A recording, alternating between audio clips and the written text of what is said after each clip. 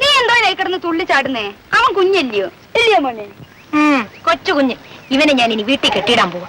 ഇങ്ങനെയുണ്ടോ ഒരു വികൃതി? ആട്ടെ, നീ എന്തിനാ എന്നെ വിളിച്ചത്? ഇന്ന് ദിവസം എന്താണെന്ന് അറിയാമോ? ഇല്ല. എന്താ? എന്നെ പോലെ നിനക്ക് ഓർമ്മയില്ലല്ലോ. ഓ, നീ കാര്യം എന്താന്നങ്ങ് പറ. ഇന്ന് ഇവന്റെ പിറന്നാളല്ലേ? അയ്യോ, ആ കാര്യം ഞാനങ്ങ് മറന്നുപോയി കേട്ടോ. ഇന്നേക്ക് എന്റെ ചേച്ചി മരിച്ചിട്ട് 5 വർഷമായി. 5 വർഷമായിട്ടും ചേച്ചിയെ പറ്റി പറയുമ്പോ ഇപ്പോഴും നീ കരയുന്നല്ലോ. ശരി, നീ പോയിക്കോ, ഞാൻ പറയാം.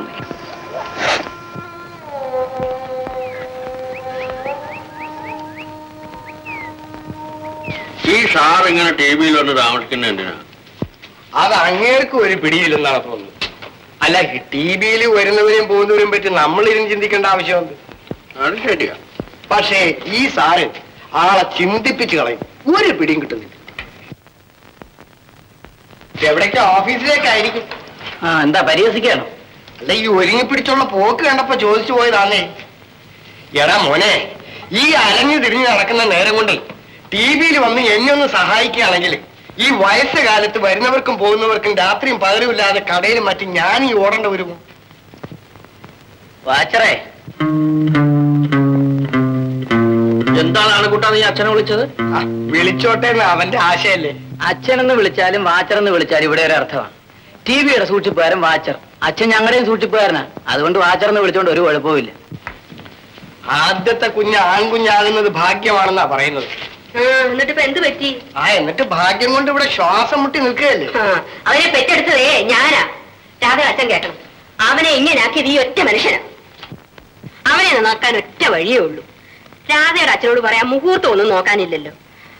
നാണക്കുട്ടന് രാധയെ കല്യാണം കഴിക്കാൻ വലിയ ആഗ്രഹമുണ്ട്. ആ പെണ്ണിനെ പട്ടിണിക്കിട്ട് കൊല്ലാനോ? അവന്റെ തന്ത ഇവിടെ ഒന്നും കെട്ടിവെച്ചിട്ടില്ല. എന്തെങ്കിലും ജോലിക്ക് പോവുക, അതൊട്ട് ചെയ്യയില്ല. ടിവിയിലെ എത്ര പണക്കാരും വലിയ വലിയ ഉദ്യോഗസ്ഥന്മാരും വന്നു പോകുന്നു. സ്വന്തം മകന്റെ കാര്യമല്ലേ, നിങ്ങൾക്കൊരു വാക്ക് പറഞ്ഞുകൂടെ? അതും പോട്ടെ, ആരെങ്കിലും സന്തോഷിച്ചൊരു 50 പൈസ കൊടുത്താ കൈനീട്ട് മേടിക്കാൻ നിങ്ങൾക്ക് നാണമാണ് പോലും. പിന്നെ ഈ ഇരിക്കുന്ന പണി ഇവിടുത്തെ വേലക്കാരിയൊന്നുമല്ല, ഓർമ്മ ഇരിക്കട്ടെ. അല്ല, രാധയുടെ നാണുക്കുട്ടന്റെ കാര്യം പറഞ്ഞിട്ട് മറുപടി ഒന്നും പറഞ്ഞില്ല. അതിന് ഇത്ര ധൃതി പിടിക്കണം. നമുക്ക് സാവധാനത്തിൽ ആലോചിക്കാം.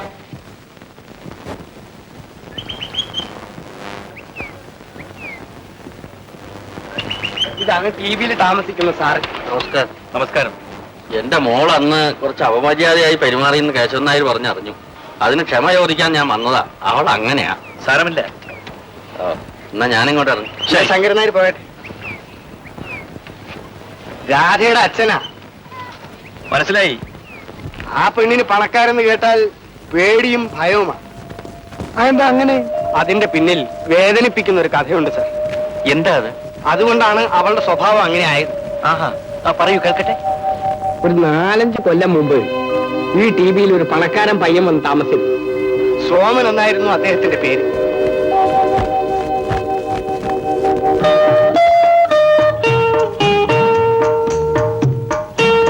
നമസ്കാരം. നമസ്കാരം. എന്താ?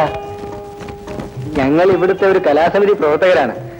ഞങ്ങളുടെ സമിതിയുടെ 5ാം വാർഷികമാണ് നാളെ. ഇവിടെ അടുത്ത് വെച്ചാണ്. അതിന് എന്നോട് സംഭാവന ചോദിക്കാൻ വന്നതായിരിക്കും. ഓഹോ, അതെ.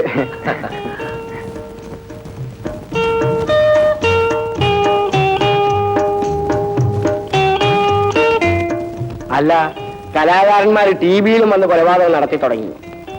എടാ പത്മനാഭ, നിനക്ക് ഇവരുടെ കൂടെ നടന്നിട്ട് എന്ത് കലയാടാവുന്നത്? പത്മനാഭൻ ഞങ്ങളുടെ ഒരു സജീവ പ്രവർത്തകനാണ്. എന്റെ കാഴ്ചപ്പാടിൽ ഇവൻ ഒരു നിർജീവ വസ്തുവാണ്. അല്ല, ഇങ്ങനെയെങ്കിലും അല്പം ജീവൻ വെക്കുന്നെങ്കിൽ വെക്കട്ടെ. അതുകൊണ്ടാ ചേട്ടാ ഞാനും ഇവരുടെ കൂടെ നടക്കാൻ തന്നെ വെച്ചത്. സാറ് നാളെ തീർച്ചയായും ഞങ്ങളുടെ പരിപാടിക്ക് വരണം. ഞാൻ വരാൻ ശ്രമിക്കാം. എന്നാൽ ഞങ്ങൾ ഇറങ്ങട്ടെ. ഓക്കെ, നമസ്കാരം. സാർ ചായ?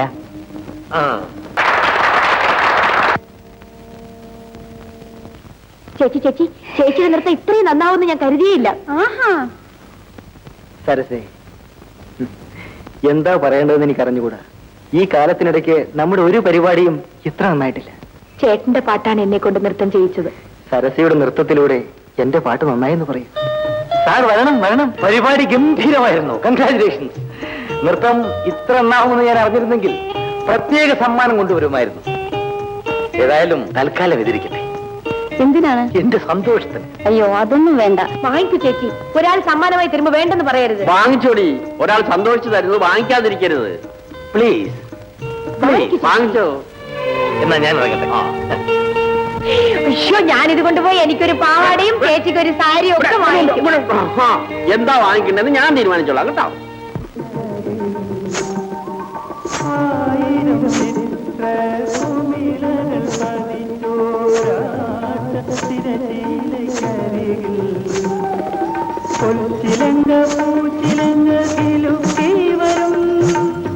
കുച്ചുപുടി നർത്തകിമാനങ്ങളിൽ കാമതയുണർത്തുന്നിൽ തിരനോട്ടം പഠിക്കുവാൻ വന്നു, ഞാനും കൂടെ വന്നു.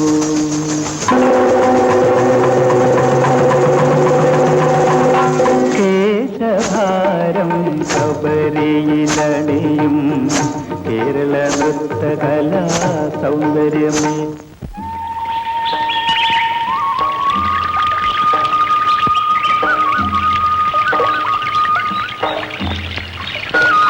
ഞാൻ സഹായിക്കണോ?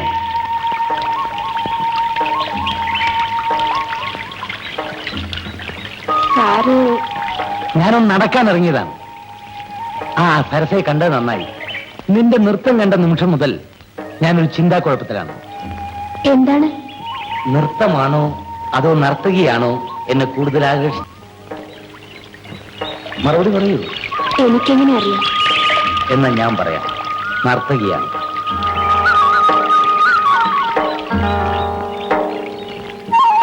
സരസേ, ഞാൻ ഒരു പ്രത്യേക സ്വഭാവക്കാരനാണ്. ഉമിത്തി പോലെ നീറിക്കൊണ്ടിരിക്കുന്ന വിചാരവുമായി ഞാൻ നടക്കാറില്ല. പറയാനുള്ളത് അപ്പോപ്പൊ തുറന്നു പറയും. പറയട്ടെ, നിനക്കെന്ത് തോന്നിയാലും എനിക്കൊന്നുമില്ല. എനിക്ക് നിന്നെ ഇഷ്ടമാണ്. ഞാൻ നിന്നെ സ്നേഹിക്കുന്നു.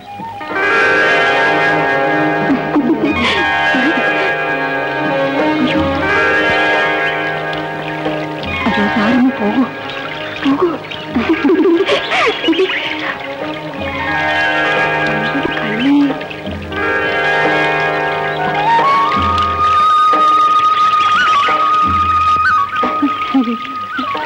എന്താ നിങ്ങളിങ്ങനെ? ഞാൻ നിങ്ങളെ കാത്തിരിക്കുക. ആഹാ ആഹാ, നിങ്ങൾ രണ്ടുപേർക്കും എന്ത് പറ്റി? ചേച്ചിക്ക് എന്ത് പറ്റിയെന്നാണ് ഞങ്ങൾ നോക്കുന്നത്. ആ സാരി വന്ന് എന്നോട് സംസാരിക്കാൻ നിന്നാൽ ഞാൻ എന്ത് ചെയ്യും? തിരിച്ചങ്ങോട്ടും സംസാരിക്കണം. അടിക്കടി വാക്കിന് വാക്ക്. അതാണ് വേണ്ടത്, അല്ലേ ശ്യാമളെ? പിന്നല്ലേ. ഏയ്, ചേച്ചി അങ്ങോട്ട് സംസാരിച്ചില്ലേ? ഞാൻ എന്ത് സംസാരിക്കാനാ? അത് പോട്ടെ. ഞാൻ സംസാരിക്കും. നിങ്ങൾക്ക് എന്ത് വേണം? അയ്യോ, ഞങ്ങൾക്കൊന്നും വേണ്ടേ. ഞങ്ങൾ എന്തോ വേണോന്ന് ചേച്ചി അങ്ങ് പറഞ്ഞേച്ചാ മതി.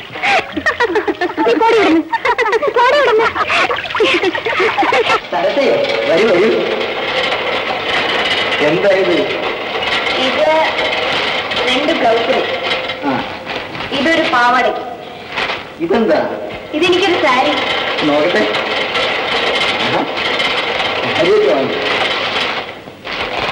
വളരെ നന്നായിരിക്കുന്നു. സരസയ്ക്ക് നല്ലത് തിരഞ്ഞെടുക്കാൻ അറിയാം. എന്നെ കളിയാക്കണ്ട ചേട്ടാ. സരസ ഇരിക്കും. വേണ്ട, എനിക്ക് വേഗം വീട്ടിലെത്തണം. എന്റെ അളവ് വേണ്ടേ? എല്ലാം എന്റെ മനസ്സിലുണ്ട്. ഇതെപ്പോ വേണമെന്ന് പറഞ്ഞാൽ മതി. എനിക്ക് അത്ര ധൃതിയൊന്നുമില്ല ചേട്ടാ. എന്നാൽ ഒരാഴ്ച. എനിക്കിവിടെ ജോലി തിരക്കൊന്നും ഉണ്ടായിട്ടില്ല. സരസയുടേതല്ലേ, എന്റെ കലാപാഠം മുഴുവൻ ഞാനിതിൽ കാണിക്കണ്ടേ. എന്നാ ഞാൻ പോട്ടെ, പിന്നീട് വരാം. ഇതിന് സരസ ഇങ്ങോട്ട് വരണമെന്നില്ല. തയ്ച്ചു കഴിഞ്ഞാൽ ഞാൻ വീട്ടിൽ കൊണ്ടുവന്ന് തരാം. ശരി.